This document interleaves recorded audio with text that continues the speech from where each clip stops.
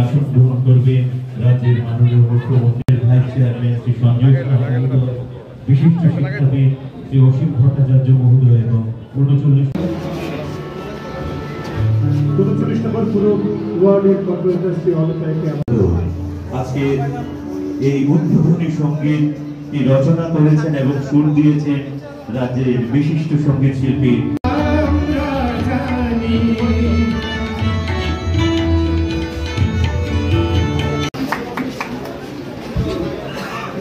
আপনারা সবাই করতালির মাধ্যমে আমাদের এই রক্তদাতাদের অভিনন্দিত করবেন। আমরা ভগবানের পক্ষ থেকে আমাদের মাননীয় অতিথিবর্গকে স্বাগত জানাচ্ছি এবং অভিনন্দন জানাচ্ছি।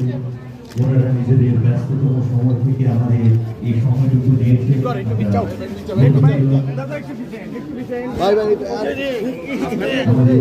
আমরা নিশ্চয়ই সবাই যারা 18 বছর থেকে প্রায় 60 বছর এবং বিজ্ঞান বলছে যারা নিয়মিত রক্তদান করেন 65 বছর পর্যন্ত এই রক্তদান করতে পারে।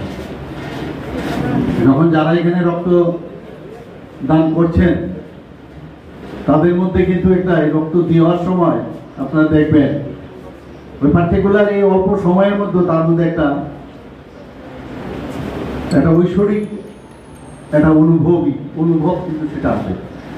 আবার যিনি নাকি রক্তটা নিচ্ছেন তার মধ্যেও সেই ভাবনাটা কাজে এর থেকে বড় গিফট যেহেতু নেই, কেন আমরা সবাই মিলে আমরা রক্তদানে এগিয়ে আসবো না? আর এই রক্ত দিয়ে কিন্তু আমাদের অনেক শিক্ষার বিষয় আছে। দেখুন, আপনি যদি মনে করেন আজকে 5000 রক্ত আমি বোতল এখানে 300 থেকে 350 ml যদি আমি ইউনিট আমি রাখি, আমি 5 বছরের জন্য আমি অনেক কিছু রেখে দিই, কিন্তু রাখতে পারবেন না। বলেছে না, যদি তাহলে ভুলে যাবে। উপরওয়ালা কিন্তু বলে দিয়েছে যে এই রক্ত বেশি দিন রাখা যাবে না, এটা নষ্ট হয়ে যাবে। অর্থাৎ বারবার আমার একজন আরেকজনের প্রতি যে আমার যে এই সামাজিক দায়িত্ব সেটা কিন্তু মনে করিয়ে দেওয়ার ব্যবস্থা আমাদের ঈশ্বর আমাদের করে রেখেছেন। এই কারণেই যে এই যে ব্যালেন্স, যে মানে ডিমান্ড আর সাপ্লাই, তার মধ্যে সমতা রাখার যে বিষয়টা, যে প্রকৃতির নিয়মই কিন্তু সেটাও বারবার আমাদের স্মরণ করিয়ে দেয়। আমরা মাঝে মাঝে জাত পাত ইত্যাদি নিয়ে আমরা অনেক সময় কথা বলি। আজকে এখানে কে মুসলিম, কে খ্রিস্টান, কে শিখ, কে হিন্দু, কার বয়স 18 আর কার বয়স 60, এগুলো কিন্তু এই রক্তের মাধ্যমে কিন্তু কিছুই বোঝা যায়। নরেন্দ্র মোদীজি বলছেন যে বারবার যে 400 পার হবে আমাদের এনডিএ এবং বিজেপি মিলে, এবং সেটা হবে। আমি ওয়েস্ট বেঙ্গলে তো এই নিয়ে আমি 4-5 জায়গায় গেলাম, আগামী দিনেও আমি যাচ্ছি। লম্বা যেতে আমার ওখানে যেতে হবে, প্রবাস থাকবে। আমি আশা করি যে প্রধানমন্ত্রীজি যে কথাটা বলছেন সত্যি সেটা হবে, এবং আমাদের ভালো মানুষের মধ্যে একটা, পশ্চিমবাংলাতেও আমি দেখেছি প্রচণ্ড রেসপন্স আছে, এবং সেটা হবে। ওখানে 42 লোকসভার সিট আছে, আমাদের টার্গেট আছে 32, তো এদিকেই যাচ্ছে।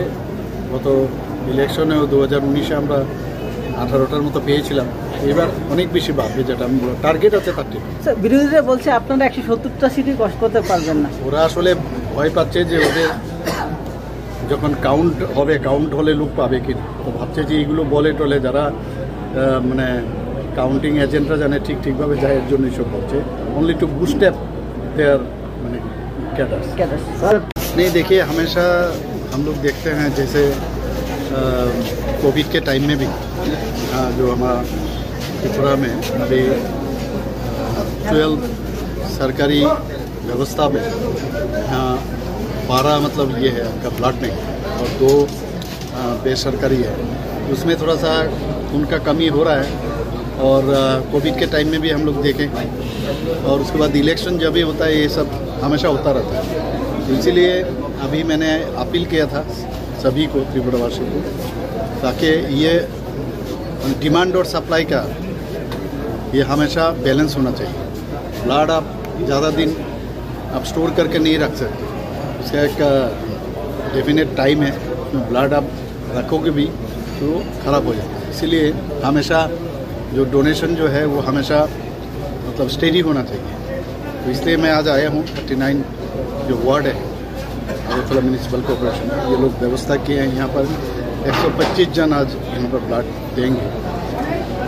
तो मैं सब त्रिपुरावासी को मैं ये कहूँगा कि सब आगे आगे आए। पहले भी आप यहाँ पर इस तरह हेल्प किए हो, और इसका सब्स्टिट्यूट भी नहीं है। खाली खून मतलब एक व्यक्ति दूसरे को ही खून दे सकते हैं, यहाँ पर बाज़ार में खरीद के नहीं मिलेगा। इसलिए मैं सबको कहूँगा कि ब्लड डोनेशन में इंस्पायर होके आए और ब्लड। স্যার কলকাতা গিয়েছেন, সারা দেশের পরিস্থিতি আর আপকি বা 400 পার, স্যার কেমন এটার বিষয়টা একটু বলেন।